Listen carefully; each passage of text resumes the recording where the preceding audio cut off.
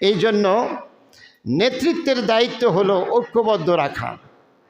আর ওই নেতৃত্বের দায়িত্ব, নেতৃত্বের আন্ডারে আমরা থাকি, আমাদের দায়িত্ব হলো আমাদের মহল্লায় আমরা ঐক্যবদ্ধ থাকা। কি থাকা? আমরা রাজি আছি ইনশাআল্লাহ?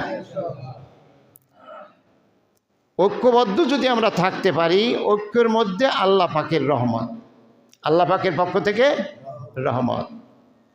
আর ক্ষমা চাওয়া লাগবে। কি চাওয়া লাগবে? ক্ষমা মহৎ গুণ।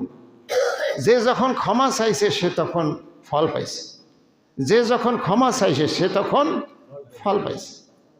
আর পুরো জাতি যদি আমরা এখন ক্ষমা চাইতে থাকি আল্লাহর হুকুম অনুযায়ী বিজয়ের পর, তাহলে আমরা ফল পাইতেই থাকবো। যত ক্ষমা চাইব তত ফল পাইতে থাকবো, এটা আল্লাহর বিধান। আর যত আমরা উদ্যত হব, যত অহংকারী হব, তত আমাদের পতন আসবে, তত আমাদের।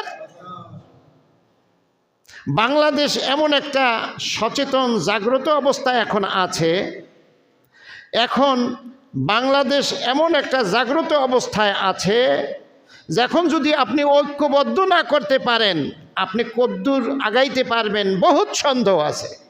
মানুষ খুব জাগরিত, মানুষ এখন চোখ কান খোলা, নেটের যুগ, মানুষ বহুত সচেতন এখন।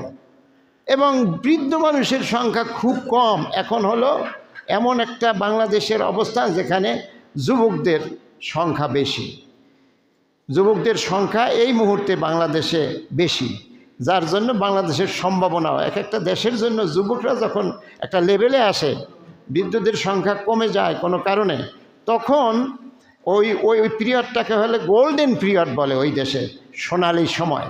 আমাদের এই সোনালি সময়ের এক নম্বর কাজ হলো আমাদের ঐক্যবদ্ধ থাকা, ঐক্যবদ্ধ রাখা।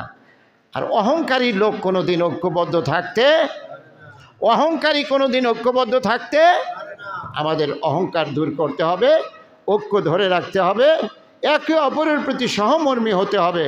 আল্লাহ সুবহানাহু ওয়া তাআলা বিজয়ের পরে আমাদের এই করণীয়গুলি প্রত্যেকের যার যার স্থান থেকে পালন করার তৌফিক দান করুন। সকলে বলে আমিন।